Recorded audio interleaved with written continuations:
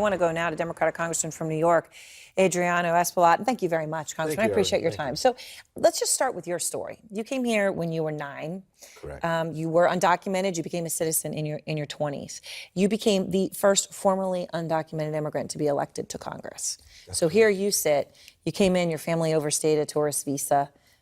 Your dad was working at a gas station as a gas station attendant. By the measure that we're in here, maybe you wouldn't be sitting here tonight. I got some student loans. Maybe I wouldn't be here sitting as a congressman. So how can you explain? Could this new regulation that they're changing prevent another child from doing what you did, from making it certainly sets out a chilling effect, and I think this is part of Trump's sort of like strategy to, he raids. He sends out these policy statements that will send out a chilling effect, an 800-plus page document that even today people haven't fully digested and gone through the details of it. But people will be afraid, and even folks that want to do things the right way, right? Folks are he talks about illegal immigration versus legal immigration. Well, guess what? More people into the illegal. Yeah, and he's going after legal immigration now. So he has no boundaries on the attack front.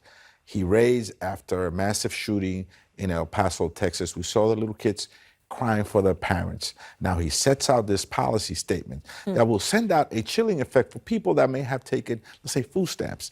You said very well that undocumented folks don't take food stamps. They're not eligible for them. They're not eligible for those kind of benefits. If you are here illegally or you're undocumented, you are not getting them. And I think a lot of people don't realize that. It's not as if they're somehow taking but not putting in. These are people who are, the very small percentage of them who do, under 10% in both food stamps and Medicaid, are in a legal process for a green card. That's correct. And so he sets out this statement, and people are now very confused, very afraid. They don't know what's going to happen. They could be petitioning for their children back home to reunite the family legally, as he promotes. But yet he's sending out this chilling effect out there that will, I think, scare a lot of people, and certainly is not the way America should run. So I know, when your family came, you had talked about, they had to show some sort of a bank account, and they say, oh, well, during Bill Clinton, there were these things as well. It's been part of a 100-year process where they do want self-sufficiency. So primarily dependent on government assistance was something they never wanted. But this is different. Explain why this is such a big change, which even the Cato Institute indicates it is. Because if a mom, a pregnant mom or a mom with a newborn has to go to get SNAP for her child, because she may have fallen on hard times, it's because she's just recently given birth. Now all of a sudden that mom will look back and say, wait a minute, I got food stamp for my newborn. Am I eligible to be deported? And this is the kind of fear that the president is promoting. He's not leading with aspirations for the American people. He's injecting fear into the American public. So Ken Cuccinelli obviously is the spokesperson for this. We just saw him, and he's explaining it, and he's putting some words around it that many Americans and aspiring Americans are very used to and comfortable hearing. Here he is. Throughout our history, self-reliance has been a core principle in America. The virtues of perseverance, hard work, self-sufficiency laid the foundation of our nation and have defined generations of immigrants seeking opportunity in the United States. So when they say somebody who is, again, in the legal process, but who at some point receives Medicaid or food stamps is not a person of perseverance or self-reliance. Totally false. The furthest from the truth. Nobody works harder in America than immigrants, whether undocumented or not. Nobody. They take care of our children. They take care of our elderly, very frail. They wash our dishes in the restaurants where we eat. They serve our food. They pick our crops. Nobody works harder in America. They pay taxes.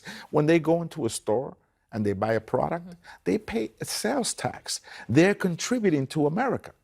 Nobody works harder than immigrants.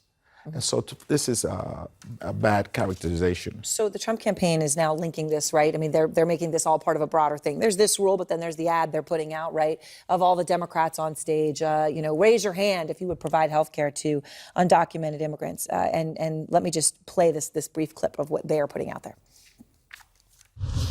Raise your hand if your government plan would provide coverage for undocumented immigrants. They're all the same. These Democrats support giving illegal immigrants free health care at our expense, spending taxpayer dollars covering illegal immigrants. Again, today's move is about legal, not illegal. But are you worried about images like that? Well, this is going to be his campaign. It's going to be about immigration. He's going to drive wedges through the American public. It's really scapegoating immigrants. We've seen this before in American history. This is not new. This playbook is not new. It's as all as America. And it will not work because those immigrants, although many of them, they cannot vote, they have relatives and neighbors and people they associate with that feel very fond about them and what they do and see them getting up at 6 And o'clock. look, even when it comes to undocumented, people may not realize that plenty of them, to work, get a fake Social Security number. The IRS knows this happens, so they actually are paying Medicaid and other taxes, payroll, and getting nothing for it because they're working on a false Social Security number on the undocumented side.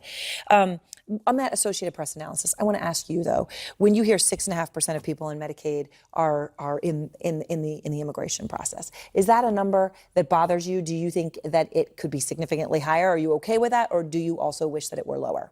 It could be higher, or I wish it would be lower. But this is families, right?